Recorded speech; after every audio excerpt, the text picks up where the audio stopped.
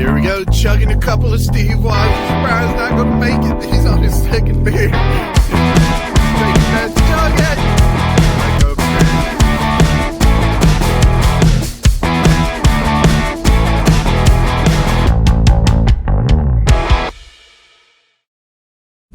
man. Hey everybody, welcome to the Dirty Dena Studio.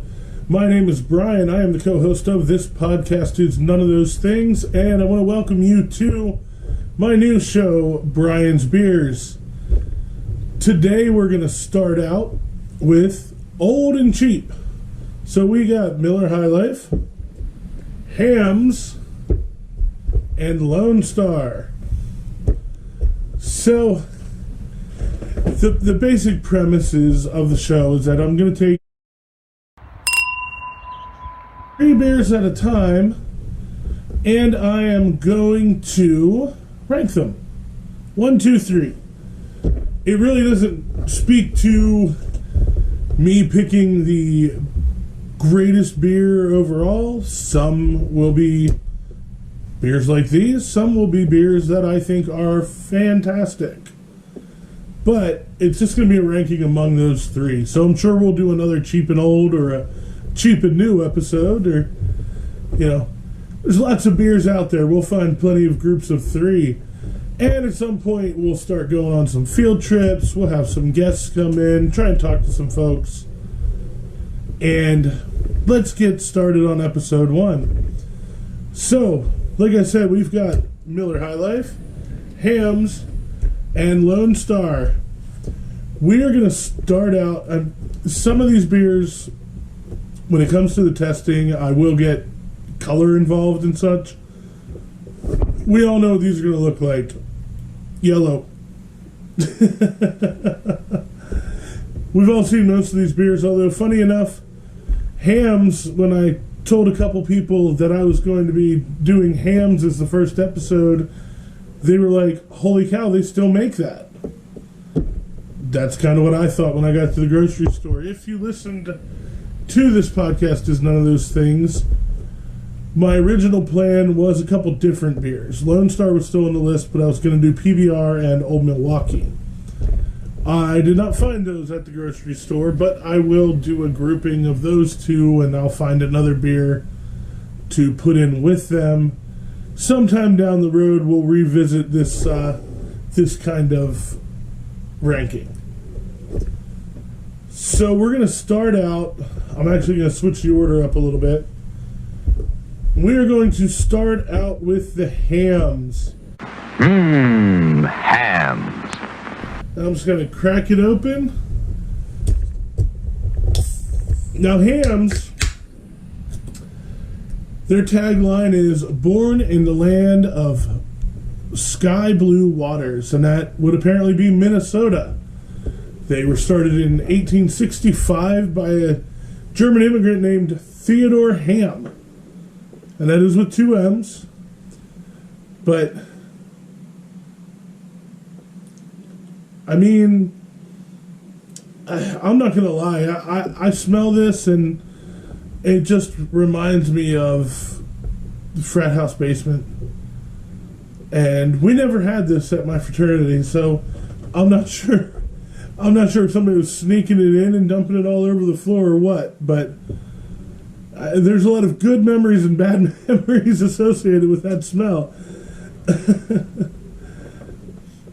So let's give this a taste.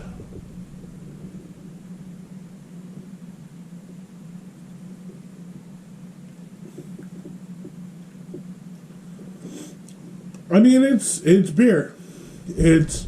I will say, it is kind of smooth. I can, there's a little bit of bitterness to it, but it's got some sweetness. I don't hate it. Is this something I'm picking up when I have the opportunity to only drink 1 beer? No. But this doesn't hurt my feelings at all. To the point where I'm taking the second sip. So, Hamm's apparently had a really quirky advertising campaign from the 50s to the 80s, and let me just get that can on there, the nice logo and all of that. and they had this marketing thing called the Hamm Bear, and I'll insert a picture so you can see the Hamm Bear. Hams. Was advertising the Hamm beers. So that is Hamm's. So we're just going to set that right now. Obviously it's in first place. I don't know which way I'm going to do these, but I'm going to set it up here so we can look next at Lone Star. Lone Star is the national beer of Texas. Deep in the heart of Texas. Now, if you aren't from Texas or don't live in Texas, Texas used to be a country. They inform you of this like within a month of you moving here. Deep in the heart of Texas. They're very proud of it. And so here we are with the national beer of Texas, founded in 1884 by a man that I'm sure we'll mention a lot in this, and that is Adolphus Busch and some San Antonio businessmen. So they were adopted by the Cosmic Cowboys, which was a group of country singers and a music scene out of Austin, which, I mean, we know Austin's got kind of a wild music scene. I'll put the can up here for you real quick.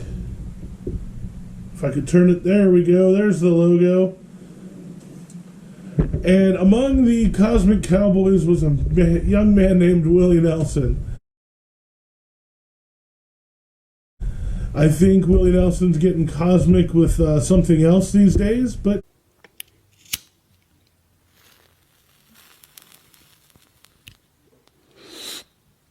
maybe he's still cracking some Lone Stars.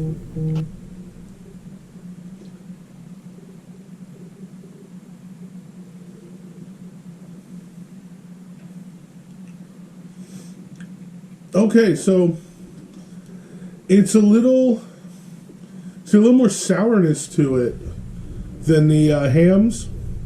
It's not as hoppy. The Hamm's did have a little more of a hoppiness to it, but again, smooth, easy to drink.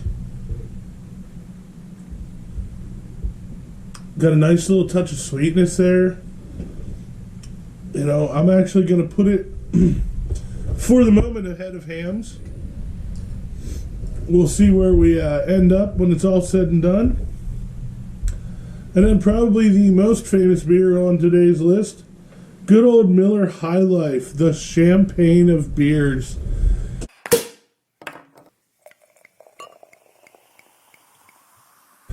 Now, this was established in 1903. Frederick Miller opened up Miller Brewing in Milwaukee. I would believe we all knew that. And they've got their own special hops from the Pacific Northwest. And already the burping's catching up to me. I only had a few sips of beer. It was Miller's flagship beer when it came out in 1903. And it was developed for the burgeoning bottled beer market. I guess everybody was getting beers drafts only or taking it home in buckets. Which, how would that be for a wild-ass Friday night coming home from your factory job with a bucket of beer? Like, I would imagine there were a lot of people who were not pleased when they got ran into on Friday night in Milwaukee. So, like I said, it's called the champagne of beers, and it just seems to be based on it was coming in a bottle like champagne did. I thought maybe they carbonated it extra or something, or they were making claims about it being so good, but apparently it's just because they originally put it in bottles.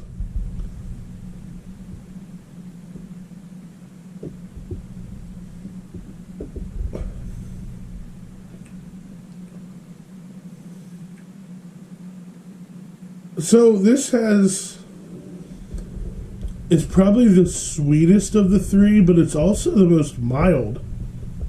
There's not much flavor going on there. And it's honestly, it's a little disappointing. I've got a lot of good memories from High Life.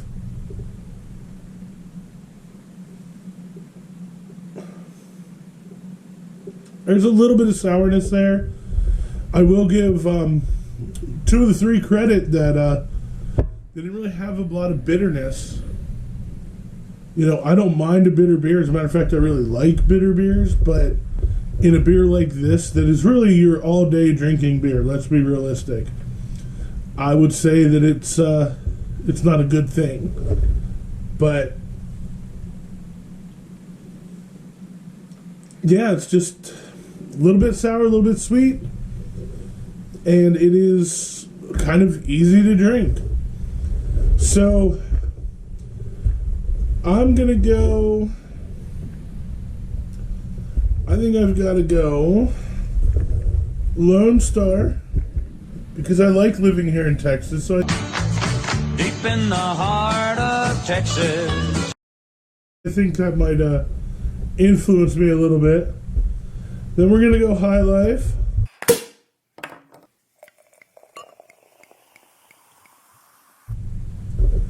And then we're gonna put Hamm's in 3rd place.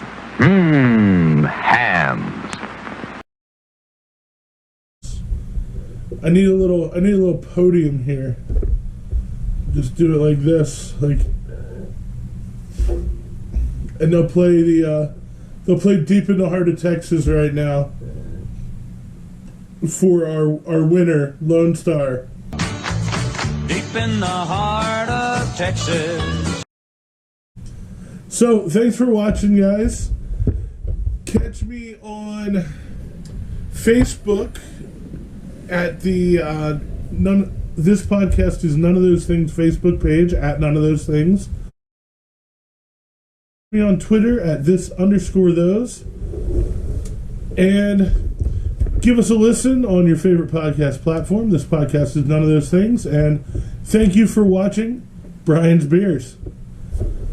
Cheers. Here we go, chugging a couple of Steve Woz's. Bryan's not gonna make it. He's on his 2nd beer.